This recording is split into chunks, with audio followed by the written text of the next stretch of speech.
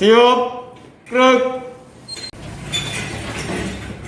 Terima, salam. Assalamualaikum warahmatullahi wabarakatuh. Waalaikumsalam warahmatullahi wabarakatuh. Silahkan duduk kembali. Selamat pagi semua. Pagi, Bu.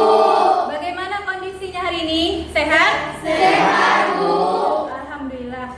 Sebelum kita mulai proses pembelajaran, alangkah baiknya kita berdoa terlebih dahulu ya. Ayo ketua kelas silahkan pimpin doanya. Baik teman-teman, untuk mengawali pembelajaran kita pada hari ini, berdoa mulai.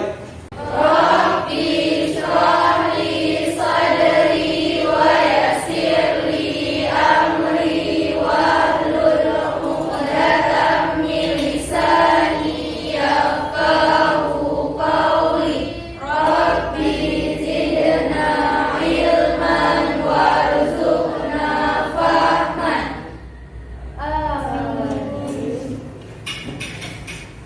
Berdoa selesai. Baik, terima kasih Marbawi karena telah memimpin doa untuk hari ini. Selanjutnya, sebelum kita mulai proses pembelajaran, Ibu ingin mengecek dulu kehadiran kelas kita. Siapa yang tidak masuk? Rehan sakit, Bu. Berarti cuma Raihan yang tidak masuk hari ini. Kita doakan sama-sama semoga Raihan bisa cepat kembali dan cepat sehat untuk mengikuti proses pembelajaran hari ini. Amin. Minggu kemarin kita belajar materi apa? Virus. Ya, tentang virus. Tepatnya tentang sejarah penemu virus, kemudian ciri-ciri virus dan struktur tubuh virus.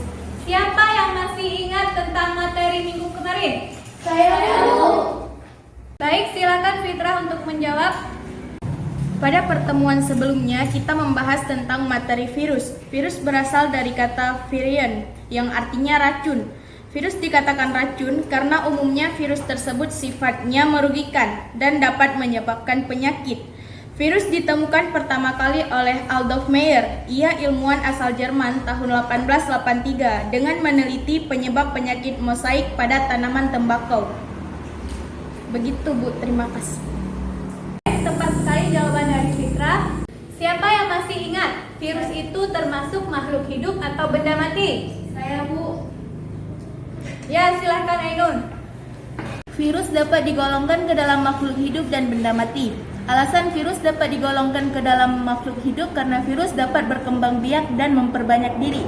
Dan alasan virus digolongkan ke dalam benda mati karena virus dapat dikristalkan. Sekian. Ya, tepat sekali jawaban dari Ainun. Virus itu bisa digolongkan ke dalam benda mati atau makhluk hidup. Sekarang kita lanjut materi untuk hari ini, yaitu tentang mekanisme reproduksi virus.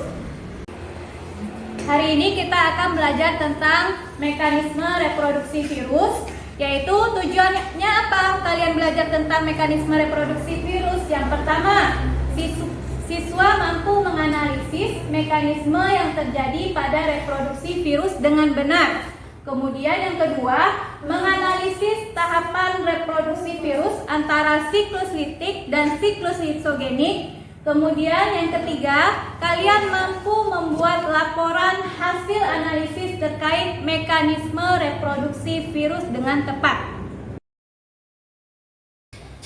Ya, sekarang silahkan kalian lihat studi kasus yang sudah Ibu tampilkan di depan. Ini kira-kira sakit apa? Flu, ya. Pernah kalian kena flu tidak? Pernah. Ya, rata-rata kita itu semua itu pasti pernah terserang oleh penyakit flu. Apalagi sekarang itu musim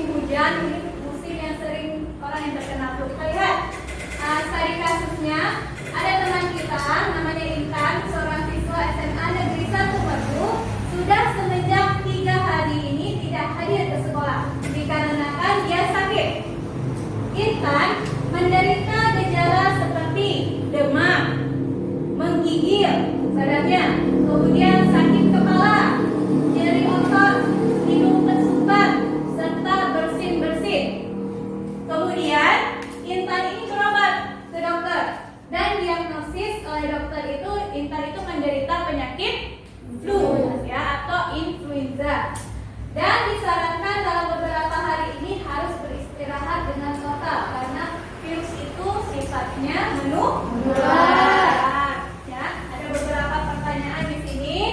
Silakan kalian amati virus apa yang dapat menyebabkan penyakit influenza. Kemudian, bagaimanakah cara virus tersebut dapat menginfeksi dan berkembang biak memperbanyak diri di dalam tubuhnya. Bagaimana virus tersebut dapat menyerang tubuh kita? Hari ini kita akan belajar secara bersama-sama, ya. Baik, Ibu akan menjelaskan sedikit tentang mekanisme reproduksi virus, ya.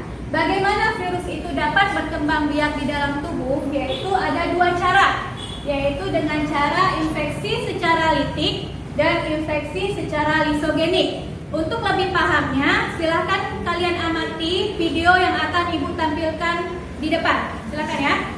In a lysogenic cycle, you can begin another cycle by infecting nearby cells. Baik, sudah kalian saksikan tadi video yang sudah Ibu tampilkan? Sudah, Bu. Virus apa tadi bentuknya? Virus bentuk T ya, huruf T, yaitu tepatnya bakteriofag yang menyerang tubuh organisme lain. Sekarang untuk tugas lebih jelasnya, mari kita buat kelompok untuk belajar bersama-sama. Ibu akan membuat kalian menjadi 3 kelompok.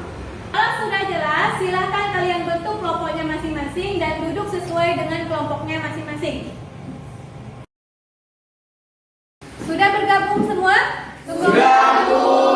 Ya, sekarang Ibu akan membagikan kalian masing-masing kelompoknya LKPD yang wajib dikerjakan dan didiskusikan bersama kelompoknya masing-masing. Untuk kelompok 1.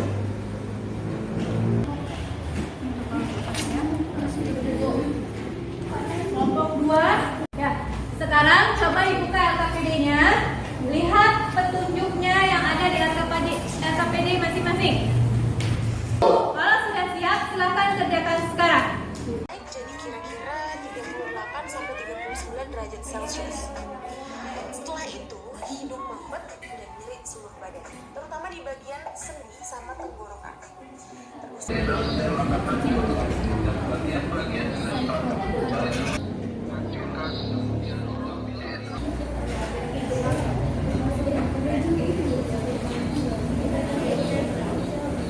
Secara litik sama secara lisogenik di video tadi kan? Ya, kita coba pada tahap 1 itu secara litik yang mana? Yang menempel. Ini ya. Virus bakteriofag menempel pada sel inangnya, ya kan? Itu termasuk tahap absorpsi. Yang kedua, habis ditempeli sama bakteriofag, kemudian apa, DNA-nya itu dimasukkan ke dalam sel inang, itu namanya penetrasi. Ya. Karena waktunya sudah 15 menit, sekarang waktunya kita presentasi untuk di depan kelas.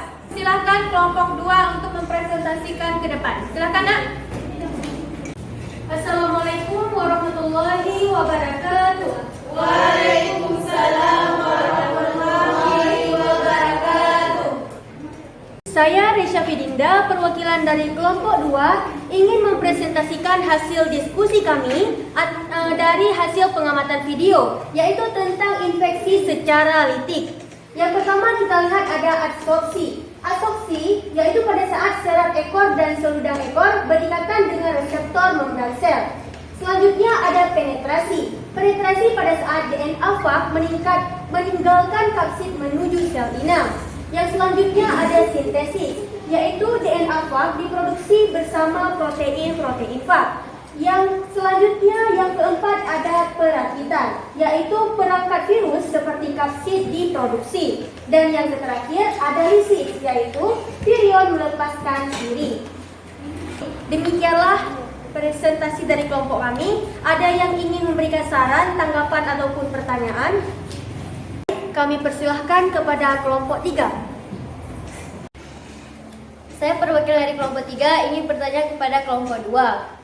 Apa perbedaan antara fase adsorpsi dengan fase penetrasi pada mekanisme siklus litik virus? Sekian, terima kasih. Baik, saya akan coba menjawab pertanyaan dari kelompok 3. Pada tahap pertama di dalam mekanisme siklus litik bakteriofag akan mengalami fase adsorpsi. Pada tahap absorpsi ini, serabut ekor virus bakteriofag atau virion menempel pada dinding sel inang. Sedangkan di fase penetrasi atau injeksi, ujung serabut ekor membuat lubang untuk menembus dinding dan membran sel inang. Selanjutnya, virus menginjeksikan materi genetik yang berupa DNA fag ke dalam sel inang sehingga kapsid virus menjadi kosong atau mati. Terima kasih atas jawabannya. Baik, demikianlah presentasi dari kelompok kami. Mohon maaf bila ada kesalahan. Assalamualaikum warahmatullahi wabarakatuh. Waalaikumsalam warahmatullahi wabarakatuh. Terima kasih Ibu ucapkan untuk kelompok 2 atas presentasinya. Mari kita beri tepuk tangan kepada kelompok 2. Baik, Ibu akan membahas materi tentang diskusi kita hari ini. Mekanisme reproduksi virus ada 2 tahapan, yaitu tahapan litik dan tahapan isogenik. Tahapan litik itu terdiri dari 5 tahapan. Yang pertama tahapan absorpsi, injeksi, kemudian tahapan yang ketiga apa? Sintesis, kemudian yang keempat pematangan, kemudian yang terakhir yaitu litik atau lisis. Kemudian tahapan lisogenik ada 7 tahapan. Yang sama tadi seperti absorpsi sama penetrasi, tetapi yang ada yang membedakan yaitu ada fase penggabungan, kemudian fase pembelahan, kemudian ada fase sintesis, kemudian ada fase apa? Ya, perakitan, dan fase yang terakhir yaitu fase litik. Sebelum proses pembelajaran kita berakhir, kira-kira siapa yang ingin membuat kesimpulan terhadap materi kita hari ini? Saya, Bu. Silakan Raffi untuk membuat kesimpulan.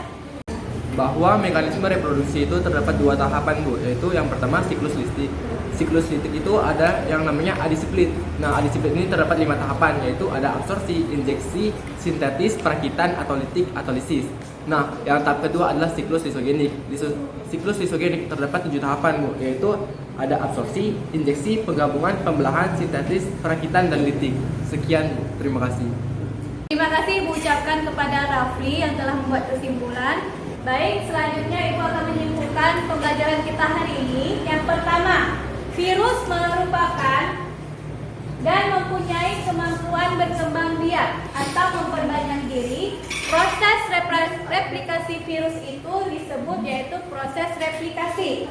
Yang kedua, replikasi virus terjadi secara 2 cara, yaitu secara litik dan secara lisogenik. Tahapan-tahapan yang ada pada siklus lisogenik, yang pertama tahapan absorpsi, kemudian penetrasi atau injeksi, penggabungan yang membedakannya adalah kemudian pembelahan, sintesis, perakitan, serta litik.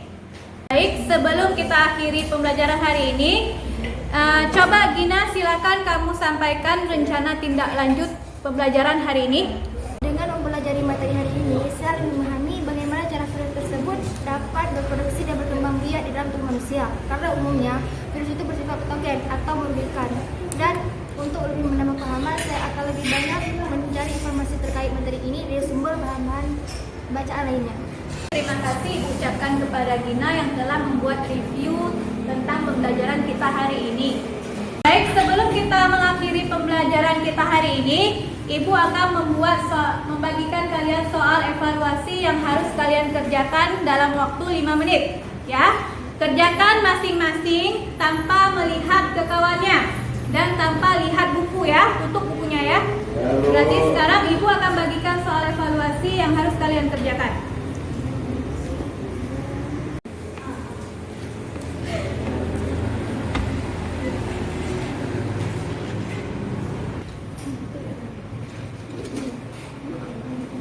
Waktunya sudah habis, yaitu 5 menit. Silahkan dikumpulkan tugas evaluasinya untuk ketua kelas.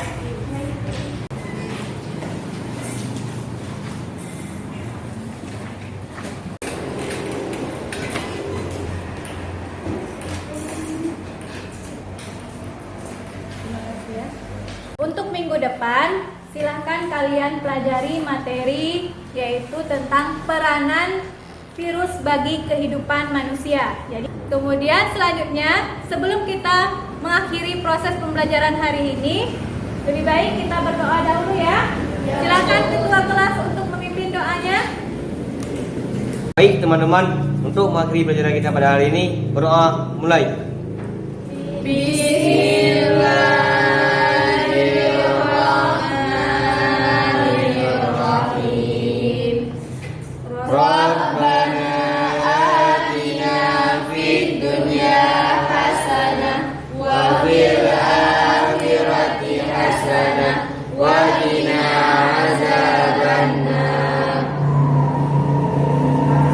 Berdoa selesai. Dan ibu akhiri, Assalamualaikum warahmatullahi wabarakatuh.